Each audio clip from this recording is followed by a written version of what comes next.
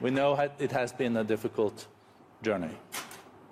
It's been almost a year since Russia invaded your country, sparking a war that has cost far too many Ukrainian lives. Tens of thousands, many of them civilians, many of them children. The largest refugee crisis in the 21st century, and millions internally displaced. Amid this profound crisis, Ukrainians have stood strong in common cause, galvanized by the leadership of President Zelensky and yourself, Madam First Lady. It has inspired many around the world and in this room. Madam Zelenska, since the beginning of the war, you have been an ambassador and advocate for your country and its people. You have been a powerful voice in global capitals and have worked tirelessly to address the human impact of the war, helping people access healthcare, mental care, education, and other resources they need during this difficult time. Your leadership is ensuring Ukraine and Ukrainians are stronger today and are on a path for even a stronger tomorrow. We are very eager to hear from you on what lies ahead. Madam Zelenska, the floor is yours.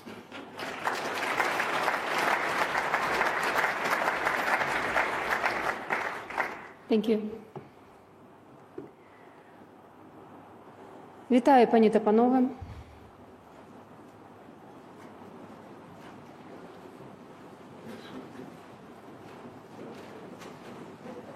Put on your phones.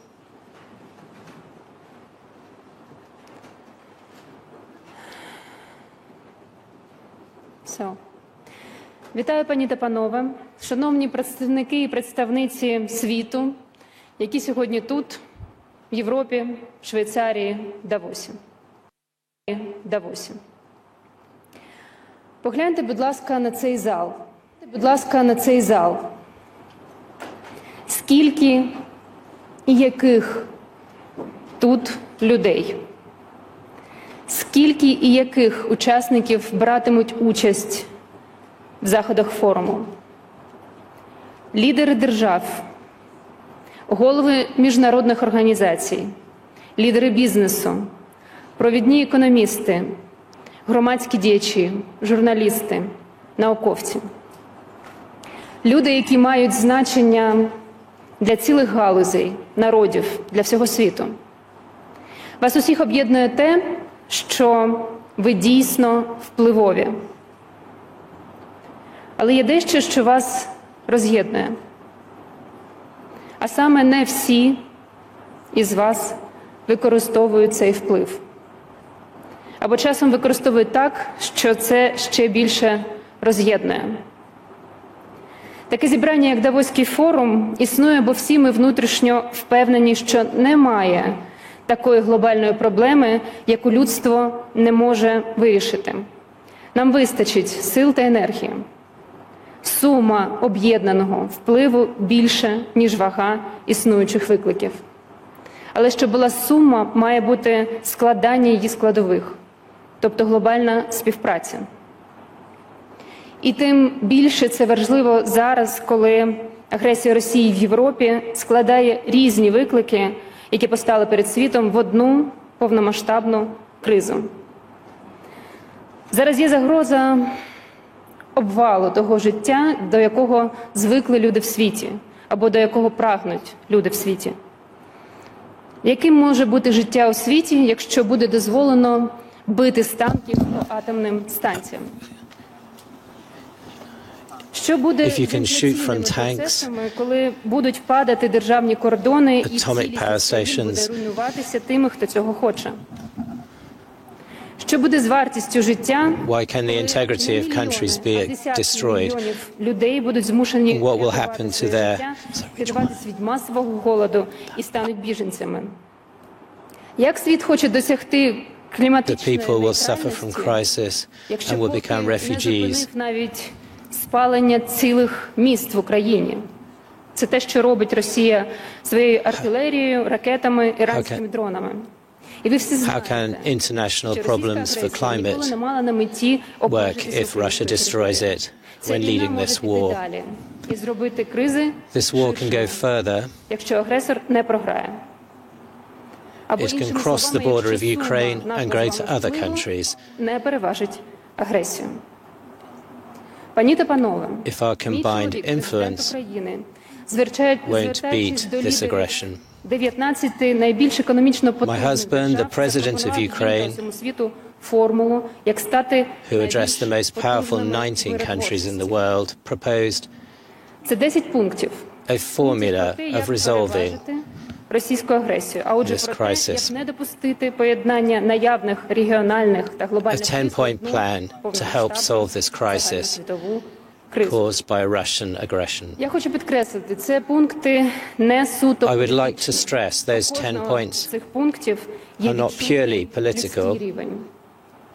Це рівень батьків, які плачуть під but every реанімацією, point коли has a рятують human level. їхню поранену дитину. Або хлопчика, чию сім'ю розстріляли A level російці of під for час parents when their окупації. wounded child is operated on, Це рівень фермерів, які зараз бояться повертатися. Or a boy who was на shot at when he was evacuated. зруйновані окупантами. it's the level of Це farmers who are рівень afraid to людей, go back які, to their fields втративши дім, because they are змушені mined шукати порятунку там, by де the їх приймуть. occupiers. Я прошу It's the level вас of people дивитися who на are потребу refugees в now агресії саме так. and have to look for salvation elsewhere outside Чиє Ukraine. життя руйнує країна-агресор. We would like to have your support Миру про радіаційну to help і people whose ядерну lives безпеку ми are маємо на ruined by the увазі, aggressor. що не можемо допустити When we появи talk нового about nuclear Чорнобиля. safety, Ми we не mean we хочемо, can't щоб діти десь у allow a світі new були Chernobyl змушені to emerge. вчитися, як вберегтися від променевої хвороби. Коли ми кажемо у формулі миру про продовольчу безпеку, Children everywhere in the world would have to learn how to live with radiation. принизливо для людства і самої людськості, що у 21 столітті We must talk about humanity, можливий масовий голод. Тим більше and it можливий should be через ashamed збройну that агресію somewhere in the якоїсь world, in країни. the 21st Коли century, ми кажемо there про can be famine, енергетичну безпеку, and famine це те, caused щоб by an aggression in another part of the world caused by a big country. уроки при свічках, як зараз дітям в Україні.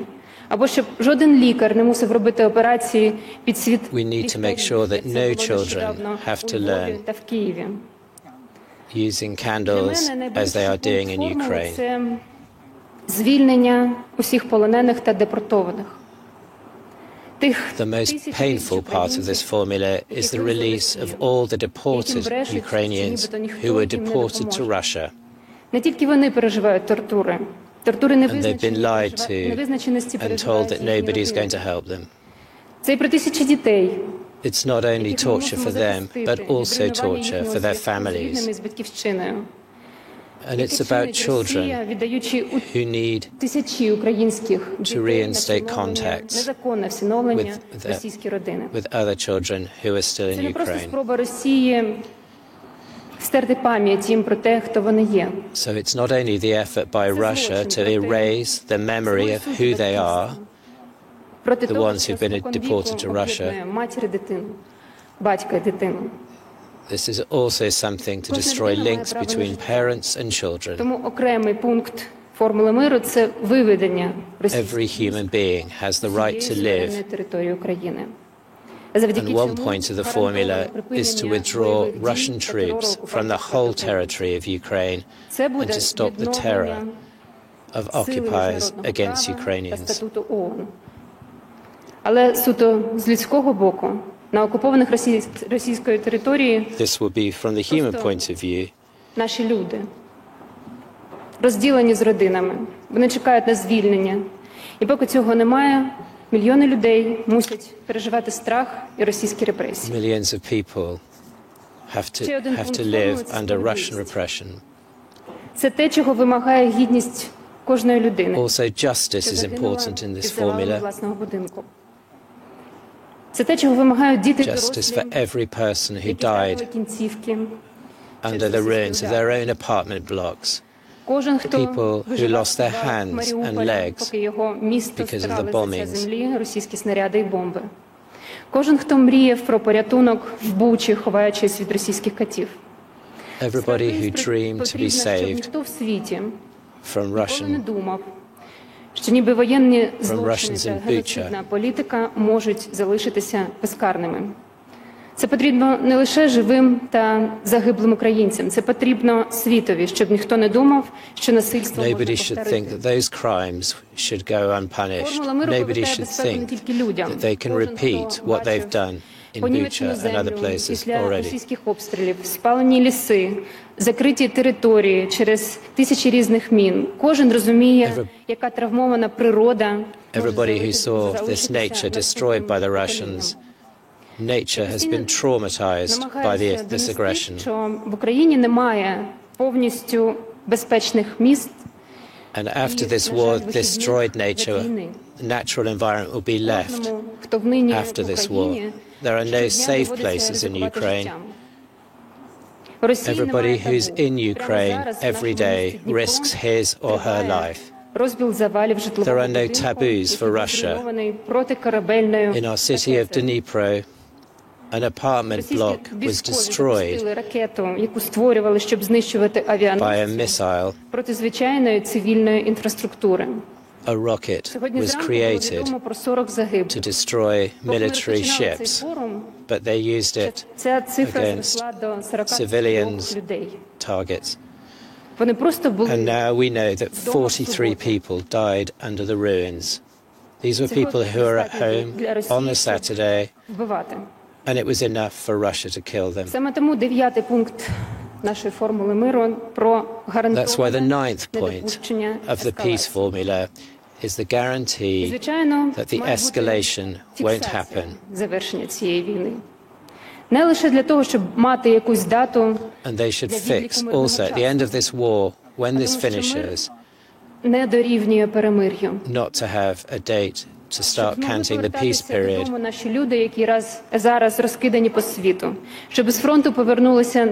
To allow people to be able to go back to Ukraine, where on the front line our fathers, our sons and others and daughters will be able to come back home.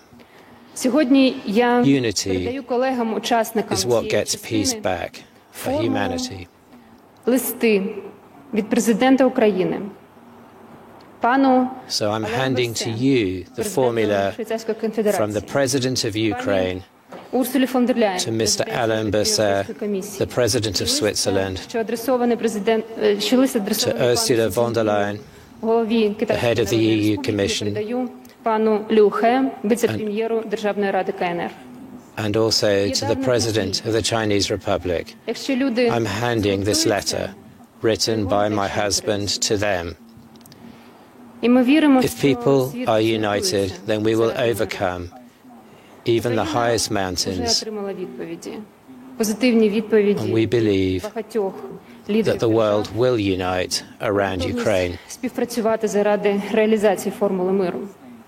And many, many states have provided a lot of support to Ukraine. But this year has a chance to be not the year of crisis if this formula of peace is realized. And thank you very much for your attention. Glory to Ukraine. Ukraine's First Lady there, Olena Zelenska, addressing the World Economic Forum in Davos. It's the first day of the forum here in the Swiss resort of Davos, and we're expecting to hear shortly from the EU Commission President Ursula von der Leyen. She is due to speak and to address issues facing Europe at a time of great global economic uncertainty. Unimaginable challenges demand exceptional leaders. It is a deep honor to have you with us to present your vision for the future of Europe and Europe's role in the world. I'm convinced that your commitment and your visionary leadership to a stronger and closer union, particularly during those times where Europe is really tested, have been so essential, your leadership, and will continue to be so. Madam President, we are excited to have us with you today. The stage is yours.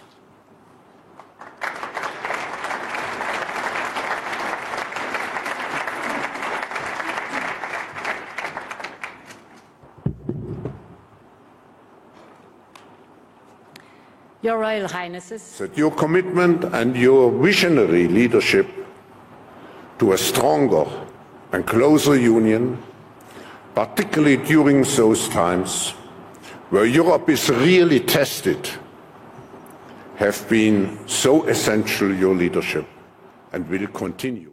many predicted that Kyiv would fall in a matter of days. But this did not account for the morale and the physical courage of Ukrainian people. Dearest Olena, you and your people, you have resisted the Russian invasion and pushed back against the aggressor, against all odds. Excellencies, ladies and gentlemen, lieber Klaus, my dearest Olena, for almost 1 year now, Ukraine has stunned the world. On that fateful February morning, many predicted that Kyiv would fall in a matter of days. But this did not account for the morale and the physical courage of Ukrainian people. Dearest Olena, you and your people, you have resisted the Russian invasion and pushed back against the aggressor, against all odds. Not even Russia's relentless attacks on civilians, and you have described them, or the specter of a brutal winter, have shaken your resolve. In this last year, your country has moved the world and has inspired Europe. And I can assure you that Europe will always stand with you. Many doubted whether that European support would be so unwavering. But today, Ukraine is a candidate country to access the European Union. European countries are providing more and more critical weapons to Ukraine. We're hosting around 4 million Ukrainians in our cities, our homes, and our schools. And we have put in place the strongest sanctions ever, which leave the Russian economy facing a decade of regression and its industry starved of any modern and critical technologies. There will be no impunity for these Russian crimes.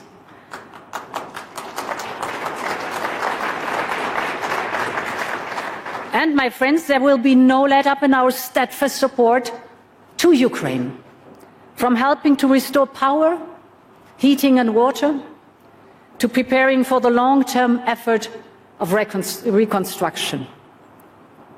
And to reaffirm that support, we announced yesterday that the Commission is delivering 3 billion euros of financial support. This is the first tranche of our 18 billion support package for 2023, the largest ever macrofinancial assistance to a third country.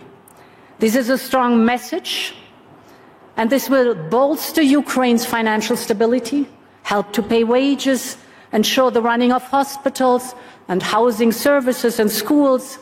I just want to say, my dearest Olena, and I think I can speak on behalf of this hall and this audience here, we are in it for as long as it takes and stand by our Ukrainian friends.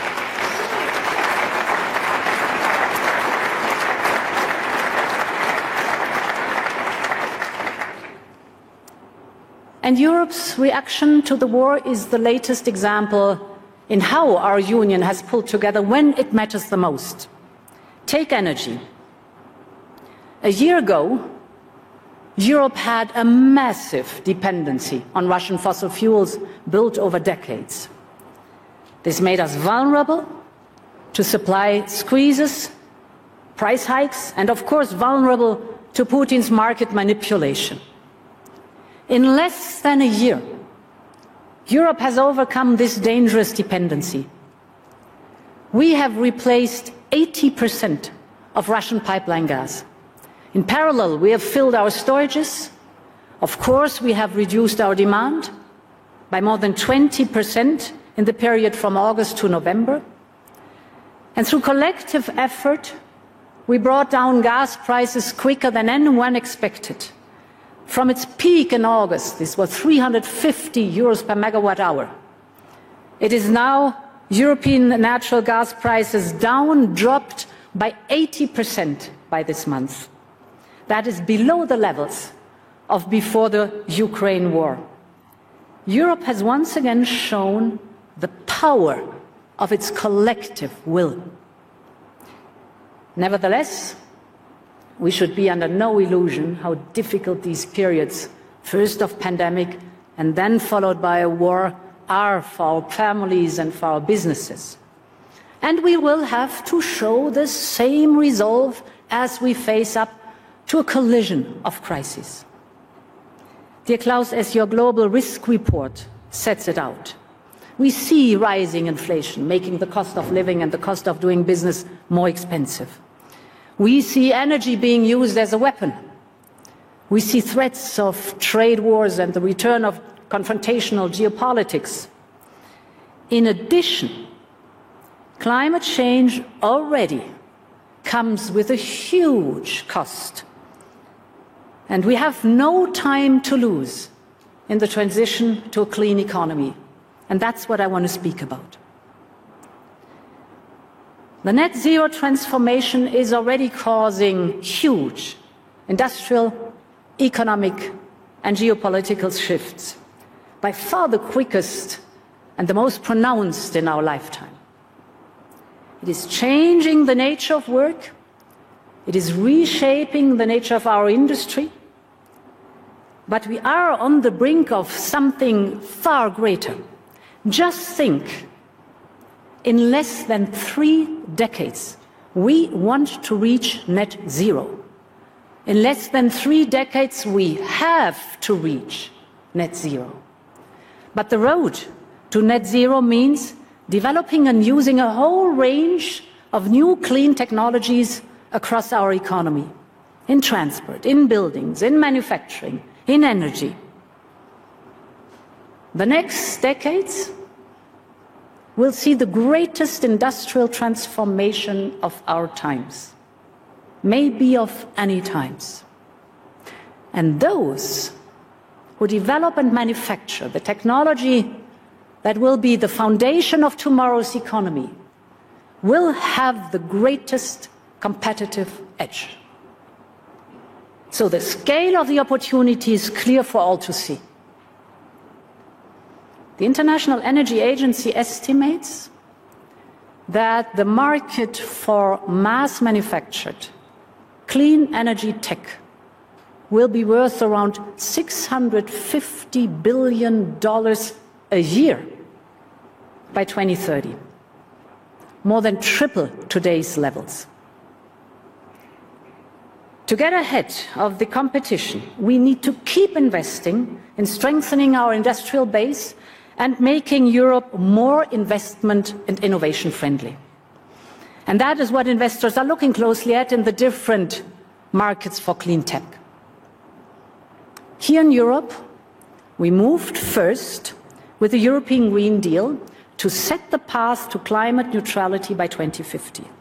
We have cast our net zero target into law to provide the predictability and the transparency business needs.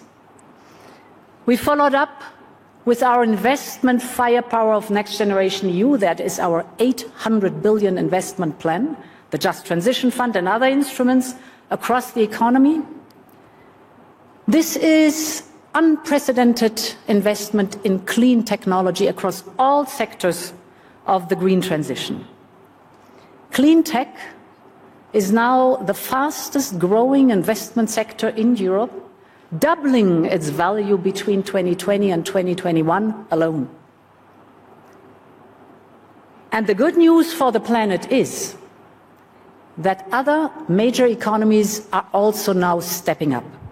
Japan's green transformation plan aims to help raise up to 20 trillion yen, around 140 billion euros, through green transition bonds. India has put forward a production-linked incentive scheme to enhance their competitiveness in sectors like solar photovoltaics and batteries. The United Kingdom, Canada, and many others have also put forward their investment plans in clean tech. And of course, we have seen the Inflation Reduction Act in the United States, their $369 billion clean tech investment plan. That means that together, the European and the United States alone are putting forward almost €1 trillion to accelerate the clean energy economy. This has the potential to massively boost the path to climate neutrality. But it is no secret that certain elements of the design of the Inflation Reduction Act raised a number of concerns in terms of some of the targeted incentives for companies. So this is why we have been working with our United States friends to find solutions, for example, so that EU companies and EU-made electric cars can also benefit from the Inflation Reduction Act. Our aim should be to avoid disruptions in transatlantic trade and investment. We should ensure that our respective incentive programs are fair and mutually reinforcing. And we should also set out how we can jointly benefit from this massive investment, for example, by creating economies of scale across the Atlantic or setting common standards. At the heart of the joint vision is our conviction that competition and trade are the key to speeding up clean tech and climate neutrality. And that means that we, Europeans, also need to get better at nurturing our own clean tech industry. We know that we have a small window to invest in clean energy and innovation and clean tech before the fossil fuel economy becomes obsolete. So we have an industry at the moment being challenged by the pandemic, supply chain issues and price shocks. We see aggressive attempts to attract our industrial capacities away to China and elsewhere. We have a compelling need to make this net zero transition without creating new dependency. We've learned our lessons from the fossil fuels. And we know that future investment decisions will be taken now, depending on what we do today. We Europeans have a plan, a Green Deal industrial plan. Our plan to make Europe the home of clean tech and industrial innovation on the road to net zero. Our Green Deal industrial plan will be covering 4 different pillars: the regulatory environment, financing, skills, and trade.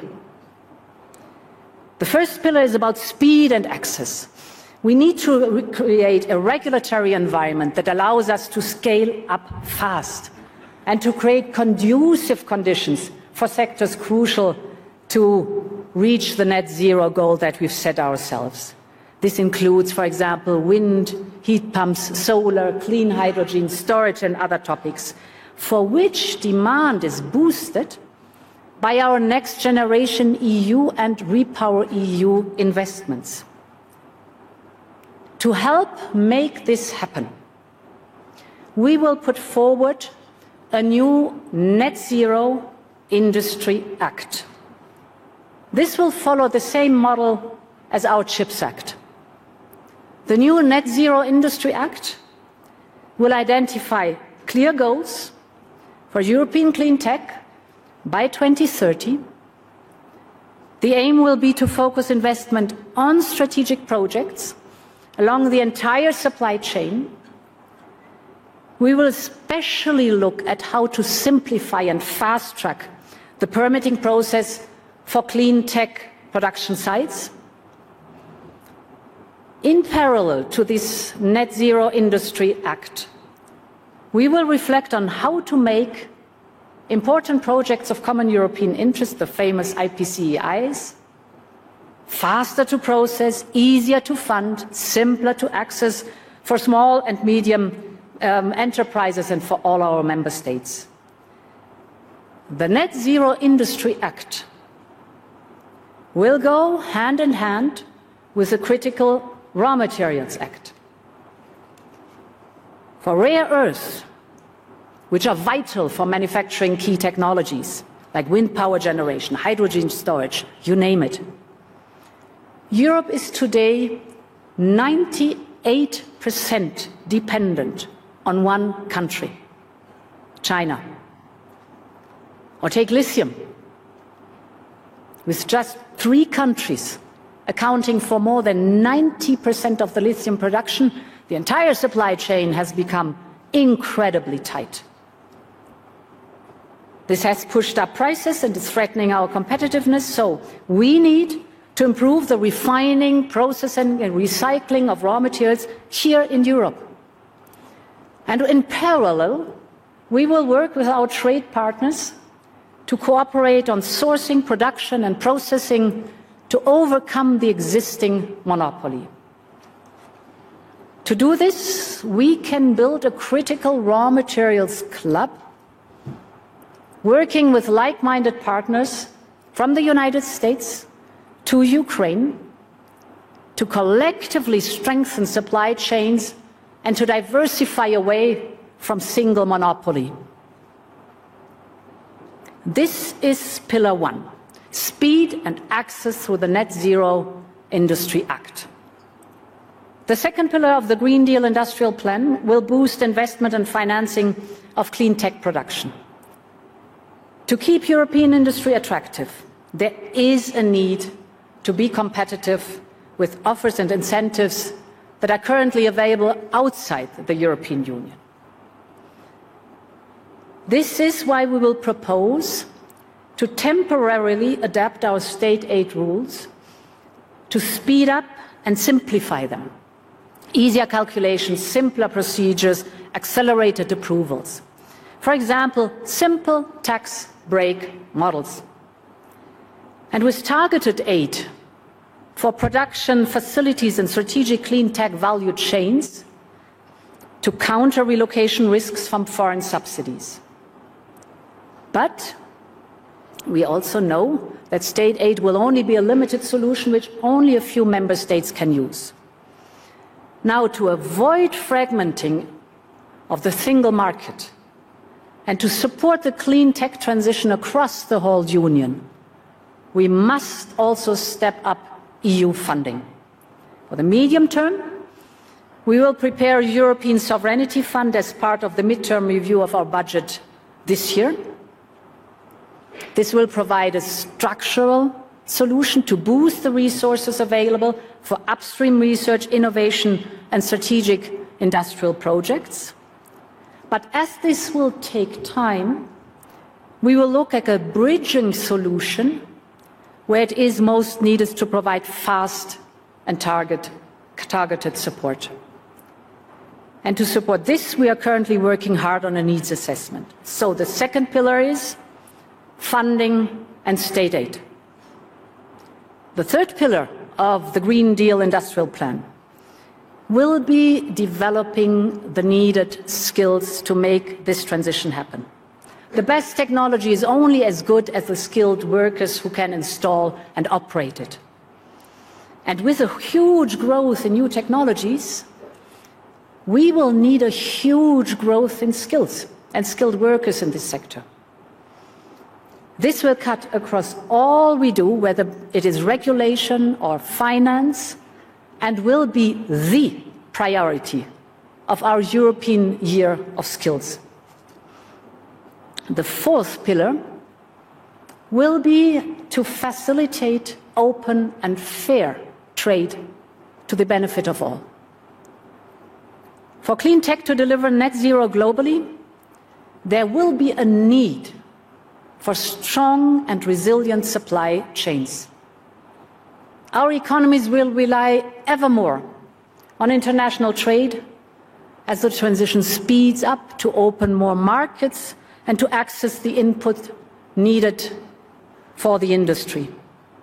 So we need an ambitious trade agenda, including by making the most, for example, out of the existing trade agreements, for example with Canada, or for example with the United Kingdom, with which we are trying hard to sort out our difficulties. We're working on concluding agreements with Mexico, Chile, New Zealand and Australia, and to make progress with India and Indonesia. And we need to restart a conversation regarding the Mercosur agreement. Because international trade is key to helping our industry cut costs, create jobs, and develop new products. But by the same token, where trade is not fair, we must respond more robustly. China has made boosting clean tech innovation and manufacturing a key priority of its 5-year plan. That's good. It dominates global production in sectors like electric vehicles and solar panels, which are essential for the transition. But competition on net zero must be based on a level playing field. China has been openly encouraging energy-intensive companies in Europe and elsewhere to relocate all or part of their production. They do so with the promise of cheap energy, low labor costs, and a more lenient regulatory environment. At the same time, China heavily subsidizes its industry and restricts access to its market for European Union companies. We still need to work and trade with China, especially when it comes to this transition. So we need to refocus our approach on de-risking rather than decoupling. This means using all our tools to deal with unfair practices, including the new foreign subsidies regulation. And we will not hesitate to open investigations if we consider that our procurement or other markets are being distorted by such subsidies. We want to cooperate, we want to work together. Climate change needs a global approach, but it has to be a fair approach and a level playing field. Ladies and gentlemen, the story of the clean tech economy is still being written. And over the years I've been coming to Davos, I've heard many times that we are on the cusp of a period of creative destruction that the economist Joseph Schumpeter spoke of. His idea that innovation and new tech replaces the old, leaving the old industry and jobs behind. In many ways, this dynamic applies to the clean tech revolution of today and tomorrow. But I believe if Europe gets it right, the story of clean tech economy can be one of creative construction, with the right support and incentives for companies to innovate, with the right focus on skills and people, with the right environment to make the most out of our world-leading innovation capacity. Europe already has everything it takes: talent, researchers, industrial capacity, investment. And Europe has a plan for the future. And this is why I believe the story of the clean tech economy will be written in Europe. Thank you very much.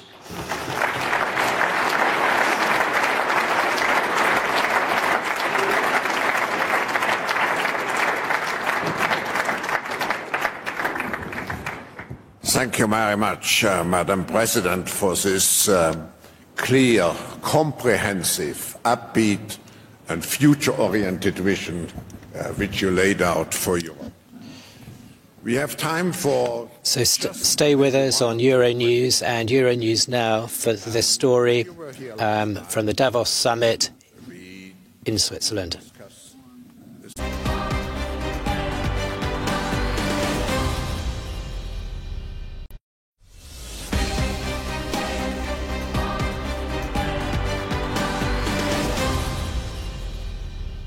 Although officially the WEF annual meeting started on the 16th of January, Tuesday is the big day with the first keynote addresses and domination.